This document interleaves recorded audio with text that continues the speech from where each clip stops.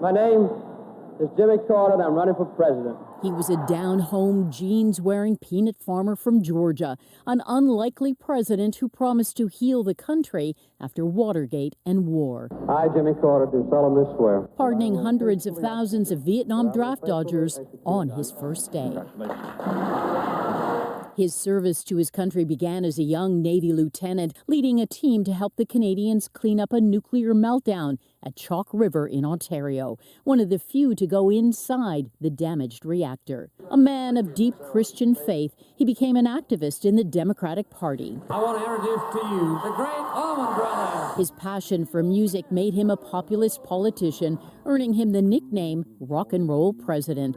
And through it all, his closest advisor, his wife, Rosalind, who blazed a trail of her own. Well, the best thing I ever did was marrying Rosalind.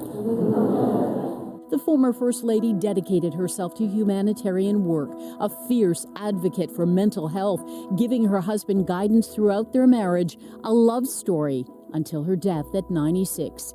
Jimmy Carter praised his wife as an equal partner in everything I ever accomplished.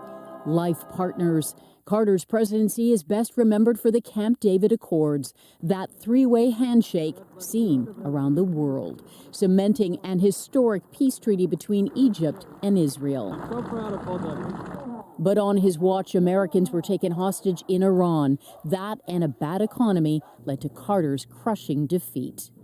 I wish I had sent one more helicopter to get the hostages, and we would have rescued them, and I would have been reelected. But that may have...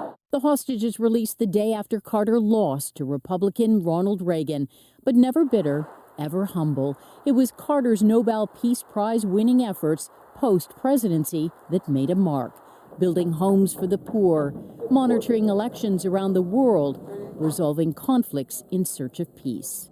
I would hope that 50 years from now, whatever, that people would associate the words peace and human rights with my name. Fighting off cancer in his 90s, Carter defied the odds to reach another milestone, becoming the longest living president in U.S. history. Morning, everybody. Even returning to Sunday school in his hometown of Plains, Georgia, spending his final days in hospice. Carter was the 39th U.S. president, but as he would have said himself, that was just the beginning of a life well lived. Joy Malbon, CTV News, Washington. Tributes to Jimmy Carter are pouring in on social media. Former President Barack Obama saying in part, President Carter taught all of us what it means to live a life of grace, dignity, justice, and service. Former Prime Minister Joe Clark, who led Canada during Carter's tenure as president, released a statement, part of which reads, Abraham Lincoln spoke about the better angels of America's nature. Jimmy Carter came to personify them, and we and the world are in his debt. Meantime, current Prime Minister Justin Trudeau wrote, Jimmy Carter's legacy is one of compassion, kindness, empathy, and hard work. And he was always thoughtful and generous with his advice to me.